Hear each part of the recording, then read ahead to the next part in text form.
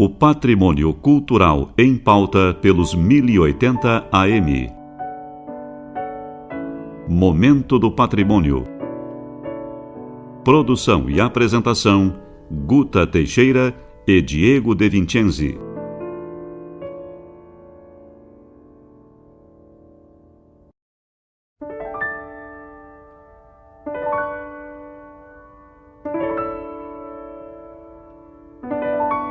Boa noite, ouvintes. No programa de hoje receberemos novamente Günter Axt, graduado e mestre em História pela URGS, doutor em História Social pela USP e com pós-doutorado junto ao CPDOC da Fundação Getúlio Vargas. Günter Axt foi professor visitante na Universidade Denis Diderot, Paris 7, e do mestrado em Memória Social e Bens Culturais da Unilassalle. É vice-presidente da Associação Brasileira de Estudos Canadenses e consultor do Memorial do Ministério Público de Santa Catarina. Lançou em abril o livro A Faculdade de Direito de Porto Alegre, URGS, Memória, Ensino e Política, desde 1900. Boa noite, professor. É um prazer recebê-lo. Boa noite. É um prazer estar aqui com vocês hoje. Professor Günter, os prédios contam histórias? Contam, sim. Eu acho que cada construção numa cidade tem uma história para contar, não é? Vejam, até mesmo as pichações que tanto incomodam as pessoas, os preservacionistas e os administradores públicos, elas podem estar nos sinalizando para estratégias de comunicação de grupos de jovens, de adolescentes urbanos e de áreas de influência desses grupos. Então, cada detalhe comunica alguma coisa. E as fachadas e os prédios, com certeza, eles nos falam de glória, de apogeu, de representação, de projeção e de abandono. Eles nos falam de todos esses elementos. Agora, é interessante porque o prédio preservado não é mais apenas aquele em torno do qual há um consenso de estético, um consenso de beleza, Quer dizer, o prédio preservado, ele pode ser também uma arquitetura industrial. Nós aqui em Porto Alegre temos o caso do gasômetro, da usina do gasômetro, que na verdade era a usina termoelétrica da volta do gasômetro, não era gasômetro coisa nenhuma. Mas, então, é um exemplo de arquitetura industrial preservada que recebeu um novo uso, que hoje é um uso cultural, e um prédio que esteve por diversas vezes ameaçado de demolição. Então, esse é um exemplo de uma estrutura que foi preservada eu acho que para a felicidade da cidade. Do lado, por exemplo, existia o Cadeião, naquela praça, que foi demolido porque as pessoas achavam que ele era uma espécie de... o Brizola demoliu porque achava que ele era uma espécie de mácula, de chaga no coração da cidade, pelo tanto de autoritarismo que ele concentrava no que se referia às execuções penais. Mas em Recife você tem um presídio que também foi um espaço de dor e sofrimento, preservado, hoje transformado numa magnífica casa de cultura. Então depende do olhar que nós vamos ter sobre aquele prédio e de como nós vamos tratá-lo. Eu brincava antes, depois que eu fiz esse livro da Faculdade do Direito, o óbvio teria sido colocar na capa desse livro uma foto da fachada do prédio da faculdade, quer dizer, que é uma fachada bastante conhecida e tal, inspirada num palácio de férias do imperador alemão, então ela é uma fachada assim, bem marcante. Mas não, eu coloquei uma fotografia, uma imagem de uma estátua, quer dizer, que eu interpretei como sendo uma ninfa, e especificamente a ninfa Daphne. E as pessoas, na verdade, ficaram surpresas porque não se davam conta sequer da existência dessa figura na fachada. E tem um motivo, porque, na verdade, nós perdemos a perspectiva em relação ao prédio, porque ele hoje está cercado de construções quer dizer, que são de vários andares, né? Além disso, há um viaduto na frente. Não existe mais o bulevar, né? Em torno da Praça Argentina, que existia no final da Avenida Redenção, hoje João Pessoa, do qual se divisava esse conjunto de prédios, né? Quer dizer, da universidade, da hoje Universidade Federal, né? Que terminava, né? No Parque da Redenção, né? Então nós perdemos essa perspectiva, tá? Da fachada e esse jogo das imagens, etc., que representavam na fachada. Além disso, as tipuanas cresceram, né? São essas árvores, as tipuanas e os jacarandás, com as suas copas magníficas, né? Nos impedem também, quer dizer, de enxergar de baixo para cima, né? Toda a riqueza que existe no alto dos prédios, nas fachadas, né? Então eu acho que um pouco o olhar do historiador e do profissional da memória é também chamar a atenção para esses detalhes. E os alunos ficaram muito impressionados, né, porque se deram conta que existiu assim, o Harry Potter inteiro na cúpula da Faculdade de Direito, porque tem lá os grifos, né, que são figuras importantes na história do Harry Potter, né, então há ninfas, há personagens, quer dizer, do mundo mítico greco-romano, né, então esses elementos faziam parte, né, do nosso universo e da nossa cultura, eles estavam presentes, né, quer dizer, nós temos que imaginar o seguinte: não existiam carros na cidade que andavam a essa velocidade de 60 a 70 km por 60 km por hora, que é o que as pessoas andam, né? Então as pessoas andavam a pé, de bicicleta, de carroça, né? Depois de bonde, veículos que se deslocavam lentamente, né? Então nesse deslocar elas podiam admirar as fachadas dos prédios, né? Quer dizer, numa outra perspectiva. Isso falava alguma coisa para elas. Então nós compreendermos um pouco do que significava essa Porto Alegre do início do século XX, né? Por essas figuras que estão dispostas nas fachadas do prédio, especificamente do campo central da URGS, que eu acho que ele é muito rico nessa iconografia de fachada, né? É um aspecto muito interessante. Professor, o senhor está trazendo elementos sobre a Faculdade de Direito. Que outras histórias o senhor pode nos revelar a partir da sua pesquisa, a partir da pesquisa que o senhor desenvolveu? Da Faculdade de Direito, na verdade, uma escola, né, e um prédio que tem uma história extraordinária, né, e eu acho que eles são patrimônio dos porto-alegrenses, dos gaúchos e dos brasileiros, né. Então, grandes lideranças da política brasileira passaram por essa escola, né? Quer dizer, se formaram nessa escola ou foram professores dessa escola, né? Eu acho que só isso. Lembremos, por exemplo, de Getúlio Vargas, né? E João Goulart, quer dizer, 2 presidentes da República, né? Governadores do Rio Grande do Sul passaram por essa escola, ministros, né? Então, eu acho assim que a Faculdade de Direito de Porto Alegre, hoje da Universidade Federal do Rio Grande do Sul, é sem dúvida nenhuma, né, um dos cursos de direito mais influentes, né, do país, né, e quiçá do continente.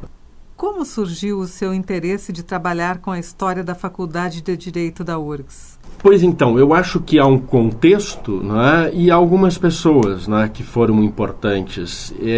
As primeiras que eu evoco é o desembargador Armínio Fraga e a doutora Judite Martins Costa, que é foi professora da Faculdade de Direito da URGS, uma das mais importantes civilistas brasileiras no meu entendimento, né.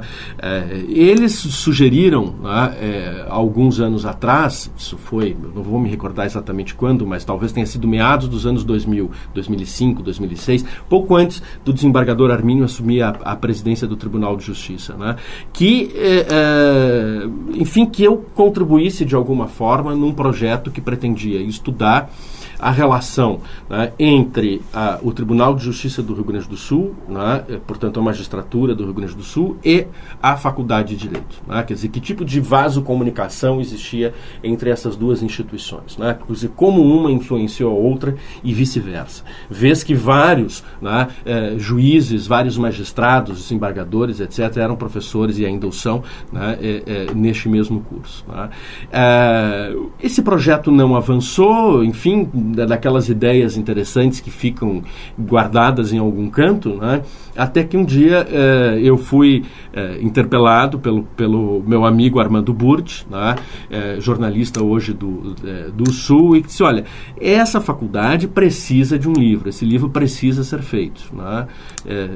E tanto insistiu ele que nós resolvemos, me levou para conversar com então diretor da faculdade, né? Então nós resolvemos montar um projeto, né, para a Lei Rouanet, né, e propor a execução do livro, né. Foi um trabalho bem complicado, né, quer dizer, de ser executado, foi difícil, né, porque eu acho que a proposição do projeto é de 2009 e o livro foi lançado agora em 2014. Vejam, são 2009 ou 2010, né, talvez me atrapalhe um pouco com as datas, mas isso dá bem noção, quer dizer, do tempo que nós levamos, né, para produzir esse livro. É um livro, enfim, bem cuidado, ele tem um texto bem trabalhado, a gente procurou ir atrás de todas as fontes, né, quer dizer, disponíveis. Ainda assim ficou muita coisa de fora, é claro, né?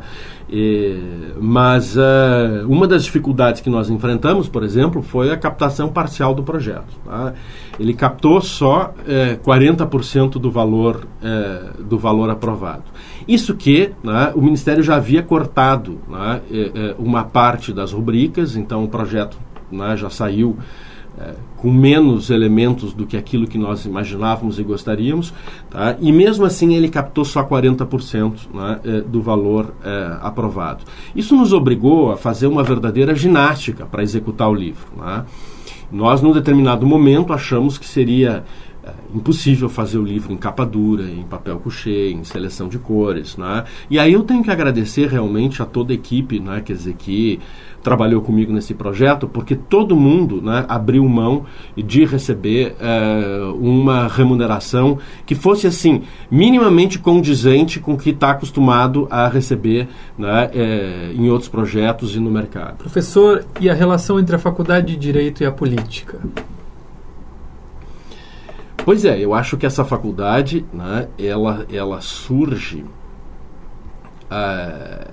intimamente relacionada com o espaço público, né, e a sua trajetória, né, está imbricada, né, com essa afirmação no espaço público, né. Eu acho que, inclusive, eu acho que o primeiro grande elemento que se estabelece é já com aquela chamada geração de 1907, né, quando os estudantes da faculdade, entre eles João Neves da Fontoura, Maurício Cardoso, Getúlio Vargas, alguns verdadeiros luminares da nossa história política, resolvem fazer uma manifestação de oposição ao governo Borges de Medeiros, em 1902, em protesto, uma coisa, né, quase assim, quer dizer, de moleque, a gente pensa hoje, né? Quer dizer, em protesto contra o fato de que os estudantes não teriam direito de fazer uma saudação, né, ao presidente Afonso Pena, né, que estava visitando o estado do Rio Grande do Sul, né?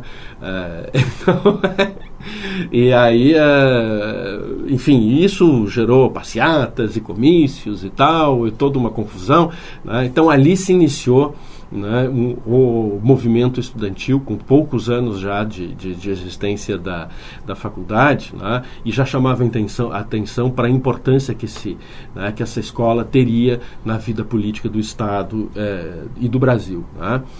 E eu acho que continuou assim, né, porque depois da Revolução de 30 nós temos, eu acho assim, a emergência da figura do professor catedrático, né, com forte ênfase no direito público, né. Então algumas figuras como o Cirne Lima, o Armando Câmara, né, que passaram por essa faculdade, e outros mais, tá, tiveram assim um papel de destaque na nossa política, né. Então o Cirne Lima foi candidato pré-candidato primeiro pela Arena e depois candidato pelo MDB, né, nas complicadíssimas eleições indiretas de 1966, né, logo depois, né, do golpe que instituiu o regime militar, né.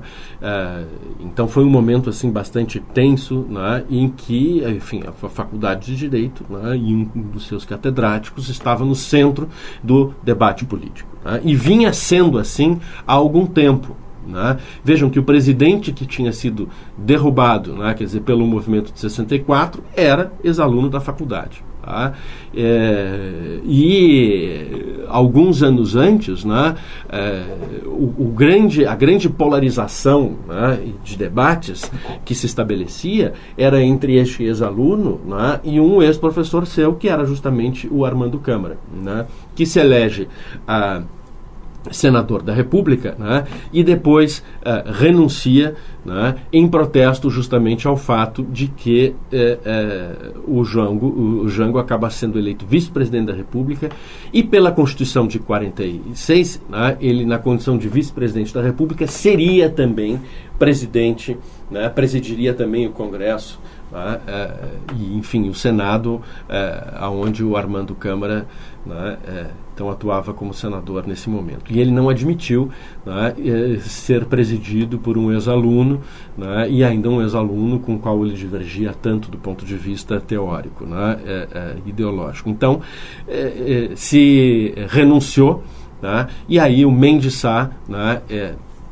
assume a vaga, etc., né? E se torna depois ministro da Justiça, enfim. Então vejam, eu dou aqui alguns exemplos, algumas histórias que mostram o quanto, né, os personagens que passaram por essa escola, né, tanto na condição de professores quanto na de alunos, né, estão intrinsecamente ligados à história política do Estado.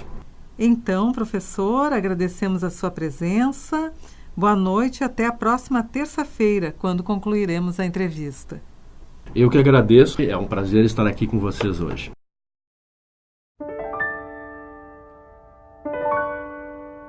Apresentamos hoje a segunda parte da entrevista com o historiador Günter Axt, autor do livro A Faculdade de Direito de Porto Alegre, URGS, Memória, Ensino e Política, desde 1900. Momento do Patrimônio é uma realização do setor de patrimônio histórico da Superintendência de Infraestrutura da URGS. Produção e apresentação, Guta Teixeira e Diego De Vincenzi. Gravações, Fernando Rabelo. E mesa de áudio, Jefferson Gomes.